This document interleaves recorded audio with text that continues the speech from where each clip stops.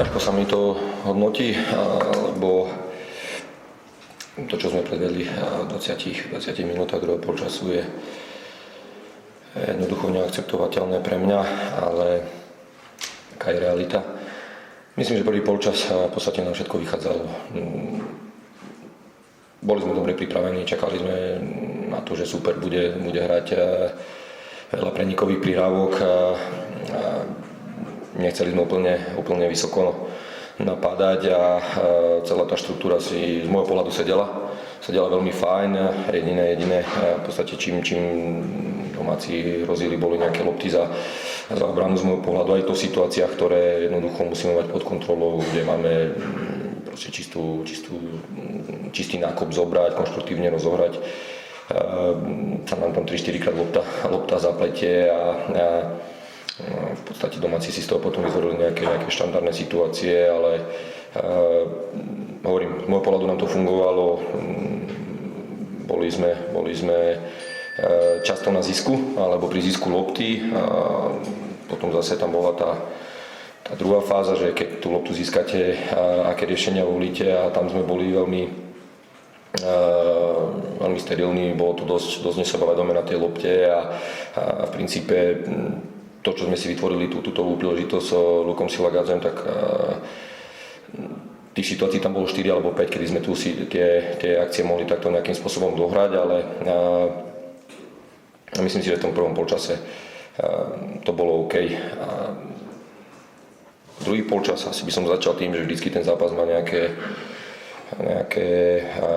aj časovo, aj priestorovo nejaké úseky hry a vždy je to nejaký úvod zápasu, vstup do druhého polčasu a tak ďalej. Miesto toho, aby sme dvakrát loptu dostali na superovú polovicu, dvakrát nás jednoducho super predskočil a Dunajská ostala na našej polovici a zo štandardnej situácie Ramadan krásnym golom otvoril zápas.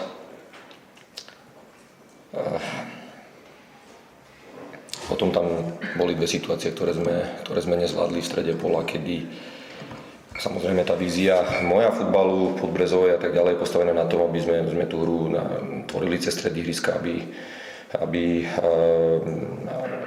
naši stredoví hráči proste riešili situácie k čelom k superovej bráne, čo sa nám stalo, či už to bol Vinco Chyla pri tom založení, alebo aj Maťo Chriem. Jednoducho robíme dve jednoduché straty, kde ani to nie je o tom, že sme nejakým spôsobom pod tlakom, ale jednoducho ten výber realizácie alebo spôsob, kde tú loptu vôbec chceme dostať, je príliš čitateľný a pritom možností tam je veľmi veľa, minimálne 3-4 a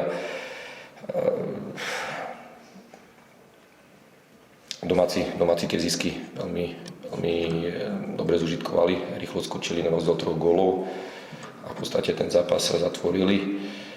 Čo ma mrzí alebo je to pre mňa taká informácia, že pokiaľ máme ambíciu niečo urobiť v tej sezóne nadštandardne, tak jednoducho na to nebudú stačiť 3 výkony nadštandardné.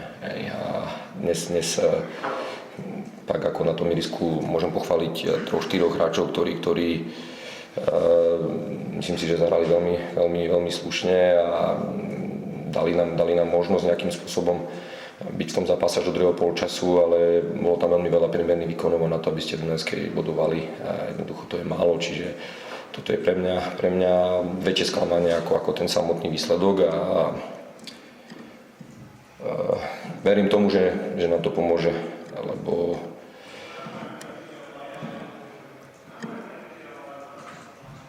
je z toho si treba zobrať nejaké pozitíva a verím tomu, že v tom ďalšom zápase nastúpime vo veľa lepšom rozpoložení. Ďakujem. Kto nám povedal Midzovi takú zaujímavú myšlienku, že boli veľmi dobre pripravení, lebo v podstate všetky tie nebezpečné situácie vyplývali z toho, čo tí chaláni vedeli. Takže prečo sa to na tom stalo? Jedna vec je, čo ste spomenuli, možno nejaké tie chyby v rozohrávke, ale tam boli aj súbojové veci zanedbané a podobne. Tá defenzívna fáza v tom druhom polčase sa rozsypala úplne a áno, Amar dal krásny gól, ale to sa stáva. Asi by to nemalo prejsť až do takéhoto štádia, takže čomu pripisujete ten ja si to dovolím nazvať až kolaps v tej defenzívnej fáze. Z môjho pohľadu to nebol kolaps v defenzívnej fáze a z môjho pohľadu to proste bolo jednoducho, hovorím, ten prvý gól z ničoho vyplynul. Myslím si, že som to popísal celkom jasne a proste jednoducho potrebujeme z tej pravej strany dostať loptu za supera, ne pod supera, že nás dvakrát predskočí a dáme mu možnosť, príde nejaká štandardka, dostaneme gól v poriadku. Urobíme založenie, kde presne tou schémou, tou štruktúrou, ktorú dennodenne trénujeme, vyvoľníme našho stredového hráča čelom k superovej bráne, ktorý má logicky 5-6 možností na to, aby si vybral, kde chce hrať. Hej. Na to máme stratu, samozrejme je tam dôležité, akým spôsobom chcete hneď zložiť tú zbytkovú obranu, ale hovorím, vytvárame sme nejak vo fáze nejakého premýšľania a tak ďalej a vytvárame nejakú ponuku smerom hore. Hej. Čiže logicky po tej strate nie je to potom jednoduché ich hneď skladať, hlavne keď ja tomu vždycky vediem k tomu, že pokiaľ je ten hráč čelom v vlastnej bráne, vždycky musí byť ostražité, musí reagovať na rest defense, ale keď je čelom k superovej bráne, tak chceme vytvárať ponukovú činnosť. Hej. A tam je to potom o to ťažšie to skladať, čiže preto tie dva góly, ale súhlasím s tým, čo ste popísal, že bol to kolaps, jednoducho to tak je, za 20 minút nemôžete dostať 4 góly. A tým pádom sa nikto nepýta na to, že akým spôsobom bola Podbrezová pripravená na ten zápas. Lebo jedna vec je, že ako ste pripravení.